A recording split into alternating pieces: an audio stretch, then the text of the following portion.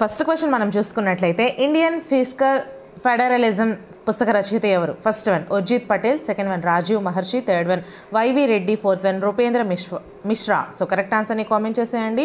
ఒక 3 to 5 seconds అయితే నేను మీకు టైం ఇస్తున్నాను. సో ఆన్సర్ చేయడానికి ట్రై చేయండి. ఆన్సర్ తెలియకపోతే నేను చెప్పేటప్పుడు మీకు అర్థమవుతుంది. ఓకేనా? So third one is the right answer అండి. YV Reddy. Indian physical federalism పుస్తక రచయిత ఎవరు అంటే వైవి రెడ్డి. ఓకేనా? సో నెక్స్ట్ క్వశ్చన్, ఏ భారతీయ సంస్థ ఫిట్నెస్ కాన్క్లేవ్ 2019ను నిర్వహించింది?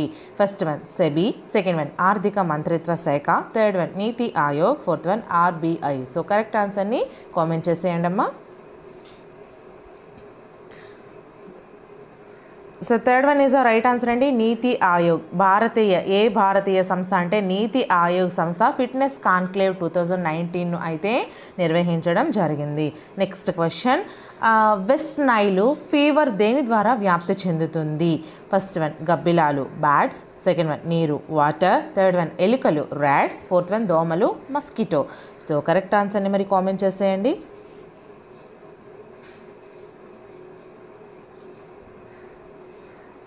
Fourth one is the right answer అండి. మస్కిటోస్ ద్వారా వెస్ట్ నైల్ ఫీవర్ అనేది మనకి దోమల ద్వారా అయితే వ్యాప్తి చెందుతుంది. ఓకేనా? నెక్స్ట్ క్వశ్చన్, ఐక్యరాజ్య సమితి సుస్థిర అభివృద్ధి లక్ష్యాల ప్రచారకర్తగా నియమితులైన వారు ఎవరు? First one Dia Mirza, second one Priyanka Chopra, third one Davis, fourth one Orlando Bloom. So correct ఆన్సర్ని మరి కామెంట్ చేసేయండి అమ్మా.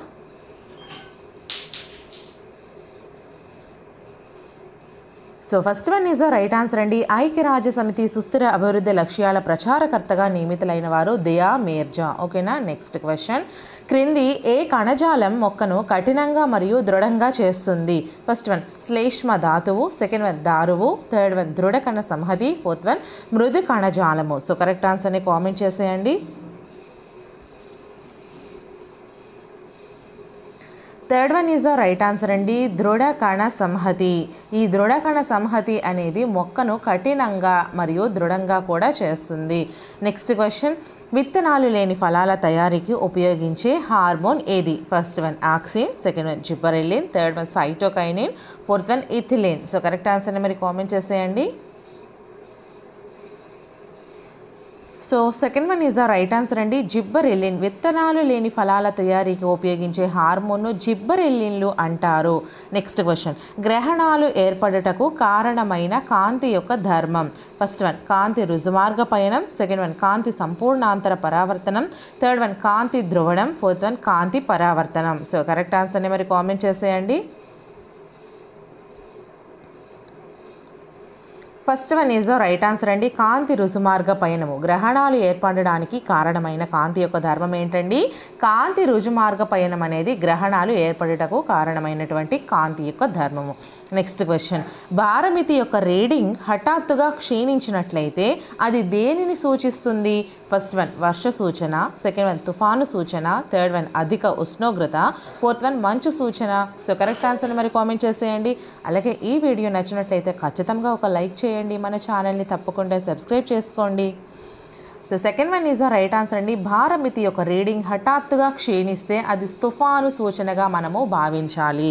తుఫాను సూచనగా భారమితి యొక్క రీడింగ్ హఠాత్తుగా క్షీణిస్తే మనం సూచించుకోవాలండి. నెక్స్ట్ క్వశ్చన్, అంతరిక్షంలోకి వెళ్ళిన ద్వితీయ భారతీయ సంతతికి చెందిన అమెరికన్ ఎవరు? First one Kalpana Chawla, second one Uma Chandi, third one Sunita Williams, fourth one Gayatri Chandrasekhar. So correct ఆన్సర్ని కామెంట్ చేసేయండి. Third one is the right answer అండి. సునీత విలియమ్స్. అంతరిక్షంలోకి వెళ్ళినటువంటి ద్వితీయ భారతీయ సంతతికి చెందిన అమెరికన్ ఎవరు అంటే సునీత విలియమ్స్. ఓకేనా? నెక్స్ట్ క్వశ్చన్, ఈ క్రింది వాటిలో సరైన అంశం గుర్తించండి. ఫస్ట్ వన్ సంప్రతిని జైన అశోకుడిగా పిలుస్తారు, సెకండ్ వన్ ప్రియదర్శి అనే బిరుదు గలవారు చంద్రగుప్త మౌర్యుడు అశోకుడు, థర్డ్ వన్ కళింగ యుద్ధంలో పాల్గొన్న కళింగ రాజులు దియోవశి మరియు మేఘవాహన, ఫోర్త్ వన్ పైవన్నీ. సో కరెక్ట్ ఆన్సర్ని కామెంట్ చేసేయండి అమ్మా. Fourth one is the right answer అండి. పైవన్నీ. సంప్రతిని జైన అశోకుడిగా పిలుస్తారు, ప్రియదర్శి అనే బిరుదు గలవారు చంద్రగుప్త మౌర్యుడు అశోకుడు, కళింగ యుద్ధంలో పాల్గొన్న కళింగ రాజులు దియోవశి మరియు మేఘవాహన. ఓకేనా? సో నెక్స్ట్ క్వశ్చన్, ప్రహార్ అంటే కావేరీ పట్టణాన్ని నిర్మించినది ఎవరు? First one Karikaludu, second one Senguttuvan, third one Ilango Adigal, fourth one Nedunjeliyan. So correct ఆన్సర్ని కామెంట్ చేసేయండి. First one is the right answer అండి. కరికాలుడు. ప్రహార్ కావేరీ పట్టణాన్ని నిర్మించినది కరికాలుడు.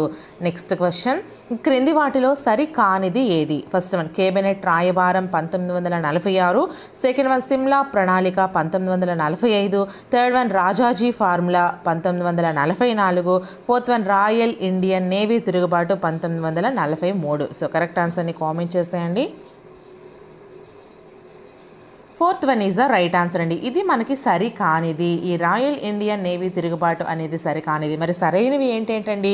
కేబినెట్ రాయబారం 1946లో జరిగింది, సిమ్లా ప్రణాళిక 1945లో జరిగింది, రాజాజీ ఫార్ములా 1944లో జరిగింది. ఈ మూడు కూడా మనకి సరైనవి. బట్ సరికానిది వచ్చేసరికి fourth one is the right answer. Next question, 1852లో మద్రాస్ నేటివ్ అసోసియేషన్ స్థాపించిన తెలుగువారు? First one Konda Venkatappayya, second one Tripuraneni Ramaswamy Chowdary, third one Gajula Lakshmi Narasu Chetty, fourth one R Ranganatharao. So correct ఆన్సర్ని కామెంట్ చేసేయండి అమ్మా.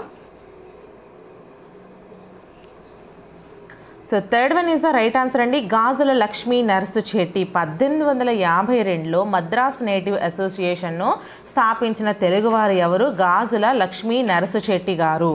నెక్స్ట్ క్వశ్చన్, ఆంధ్రదేశం బ్రిటిష్ రాణి ప్రత్యక్ష పాలనలోకి వెళ్ళిన సంవత్సరం? ఫస్ట్ వన్ 1857 జనవరి 26, second one 1858 November 1, third one 1859 December 15, fourth one 1860 August sorry friends ఇక్కడ 1860 ఆగస్టు 15. సో కరెక్ట్ ఆన్సర్ని మరి comment చేసేయండి.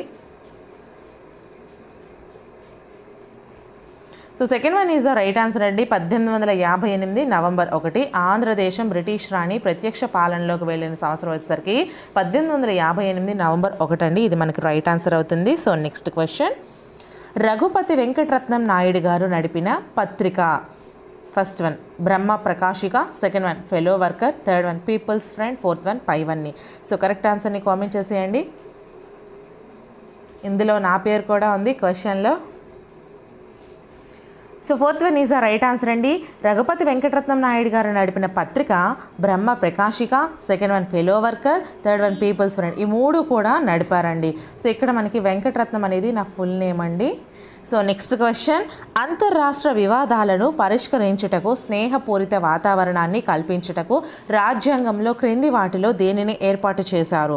ఏ అంతర్రాష్ట్రాల వ్యాపార వాణిజ్య సంబంధాలు, బి జోనల్ కౌన్సిల్, సి అంతర్రాష్ట్ర నదీ జలాల వివాదాల పరిష్కారానికి ట్రిబ్యునల్, డి అంతర్రాష్ట్ర మండలి. First one A, B, second one B, C, D, third one C, B, A, fourth one పైవన్నీ.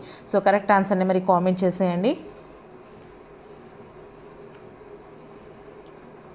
Fourth one is the right answer అండి. పైవన్నీ కూడా సరైనవి అని ఇచ్చారు.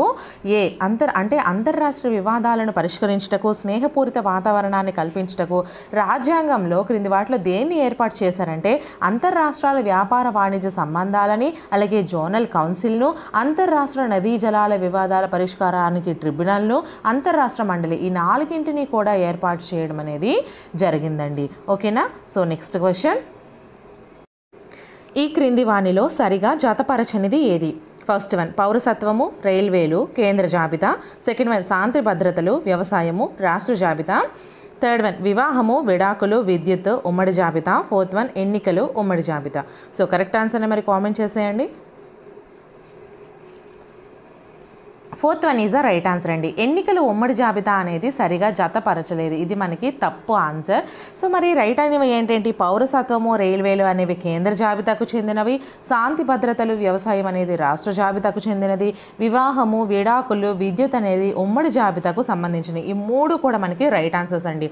సో నెక్స్ట్ క్వశ్చన్, నగరపాలిక సంస్థలకు ప్రధాన ఆదాయ వనరు ఏది? ఫస్ట్ వన్ ఆక్ట్రాయ్ పన్ను, సెకండ్ వన్ రుణాలు, థర్డ్ వన్ పన్నేతర ఆదాయము, ఫోర్త్ వన్ ప్రత్యేక ఎన్నికల సంఘం. సో కరెక్ట్ ఆన్సర్ని కామెంట్ చేసేయండి. అలాగే మన ఛానల్ని ఇంకా ఎవరైనా సబ్స్క్రైబ్ చేసుకోకపోతే సబ్స్క్రైబ్ చేసుకుని వీడియోని ఒక చిన్న లైక్ చేసేయండి అమ్మా. Second one is the right answer అండి. నగరపాలిక సంస్థలకు ప్రధాన ఆదాయ వనరు వచ్చేసరికి రుణాలు అండి. ఈ రుణాలు అనేది ప్రధాన ఆదాయ వనరుగా నగరపాలిక సంస్థలకు ఉంటుంది.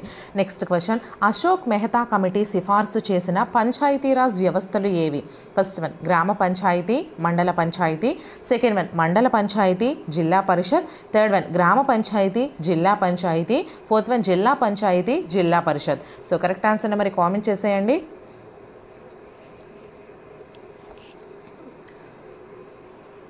So second one is the right answer అండి. అశోక్ మెహతా కమిటీ సిఫార్సు చేసిన పంచాయతీరాజ్ వ్యవస్థలు ఏంటి అంటే మండల పంచాయతీ, జిల్లా పరిషత్. ఓకేనా? సో వీటి కోసం క్లాసెస్ కూడా చేస్తానమ్మా, బట్ మీరందరూ సపోర్ట్ చేయాలి. సో మీరు కామెంట్ సెక్షన్లో ఖచ్చితంగా కామెంట్ చేయండి మీకు ఇంకా ఎటువంటి వీడియోస్ కావాలన్నా సరే. సో ఆ వీడియోస్ అయితే నేను రెడీ చేస్తాను. సో నెక్స్ట్ క్వశ్చన్, షెడ్యూల్డ్ కులాల గుర్తింపుకు సంబంధించిన రాజ్యాంగ నిబంధన ఏది?